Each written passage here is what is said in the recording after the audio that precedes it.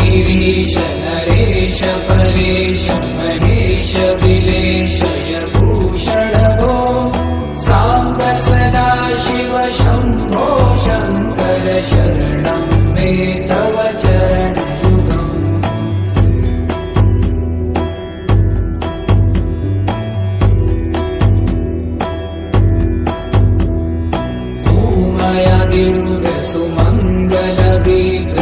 भूमयादिर्व्यसुमङ्गलविग्रहयालिङ्गित वामाङ्ग विभो साम्ब सदा शिव शम्भो शङ्कर शरणं मे तव चरणयुगम्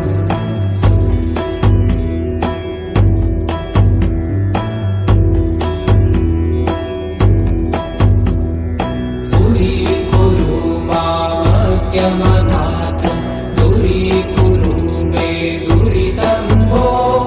साम्ब सदा शिव शम्भो शङ्कर शरणं मे तव चरणयुगम्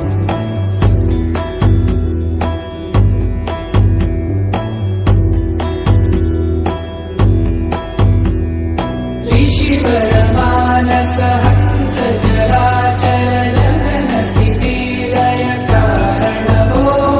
साम्ब सदा शिव शम्भो शङ्कर शरणं मे तव चरणयुगम् अन्तःकरण विशुद्धिं भक्तिं च त्वयि सतिं प्रदेहि विभो साम्ब सदा शिव शम्भो शङ्कर शरणं मे तव चरणयुगम्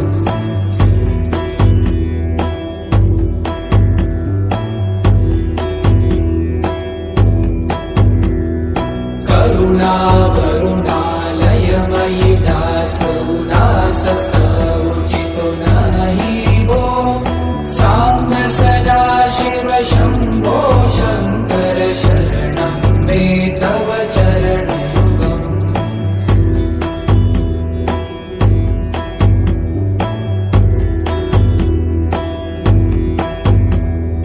जय कैलास निवास प्रभात गणाधीश भूसुरार्चित भो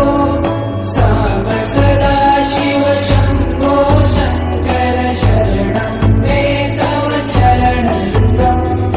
जुनतक झङ्किडु जुनतक कीटतक शब्दैर्नटसि महानट भो साम्ब सदा शिव शम्भो शङ्कर शरणं मे तव चरणयुगम्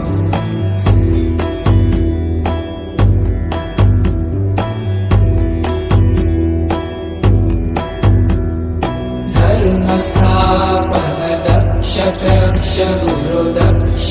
यज्ञ शिक्षक भो साम्ब सदा शिव शम्भो शङ्कर शरणं मे तव चरणयुगम्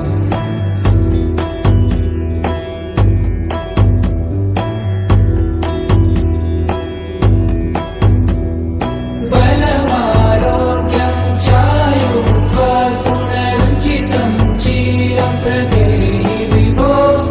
साम्ब सदा शिव शम्भो शङ्कर शरणं मे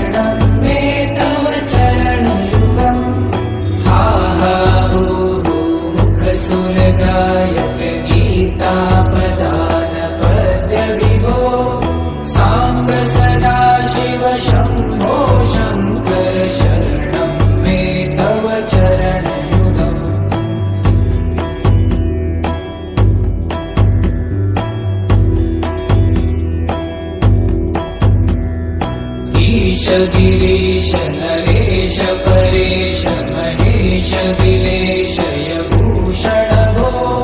साम्ब सदा शिव शम्भो शङ्कर शरणं मे तव चरणयुगम्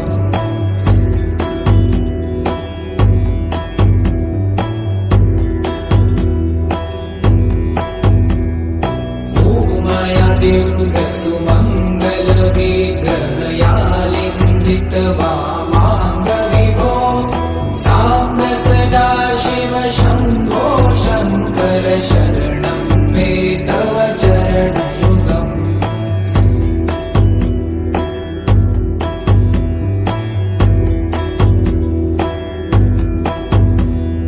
दूरीकुरु मामज्ञमनाथम् दूरीकुरु मे दुरितं भो साम्ब सदा शिव शम्भो शङ्कर शरणं मे तव चरणयुगम्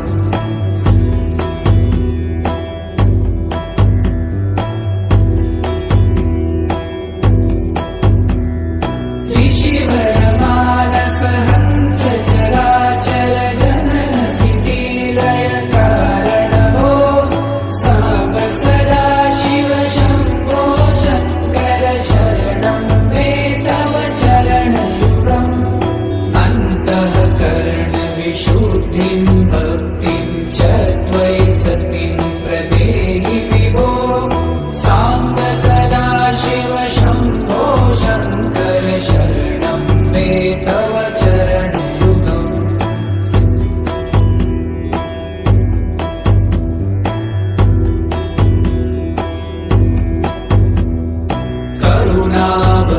करुणावरुणालयमयि दासो दासस्तवोचितो नहि भो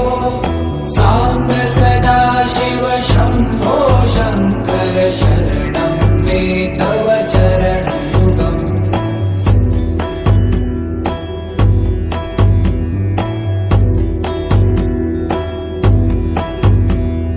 जय कैलासनिवास प्रभात गणाधीश भूशूलार्चित भो साम्ब सदा शिव शम्भो शङ्कर शरणं मे तव चरणयुगम् झुनतक झङ्किणु झुनत कीटक शब्दै नटसि महानट भो साम्ब सदा शिव शम्भो शङ्कर शरणं मे तव चरणयुगम्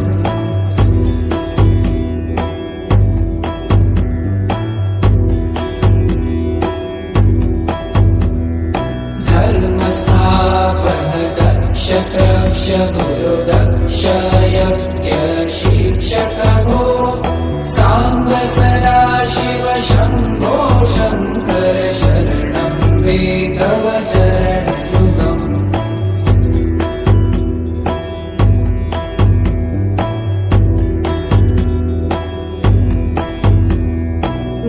बलमारोग्यं चायुष्पगुणरुचितं चिरं प्रदेहि विभो साम्ब सदा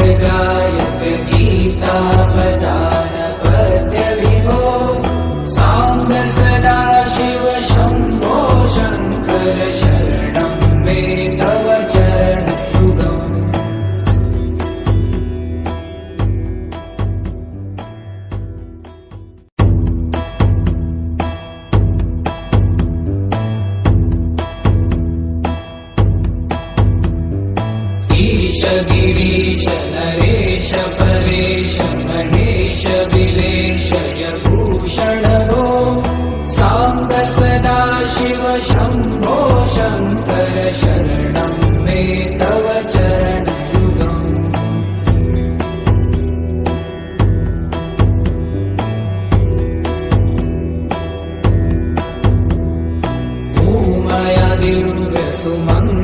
सुमङ्गलविग्रहया लिङ्गित वामाङ्ग विभो साम्ब सदा शिव शम्भो शङ्कर शरणं मे तव चरणयुगम्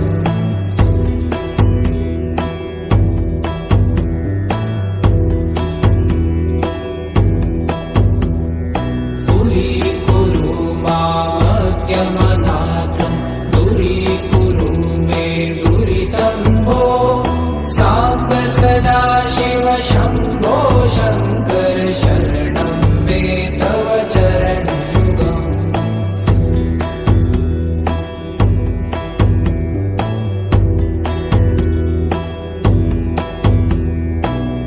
ऋषिवरमानस हंस चराचर जनन स्थितिलय कारण भो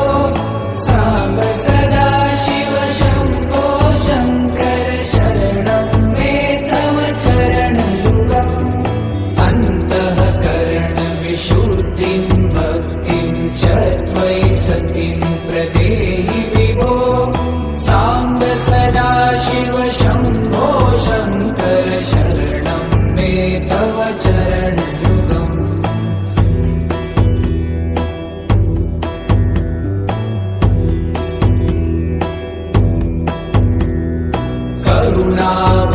करुणावरुणालयमयि दास उदासस्तवोचितो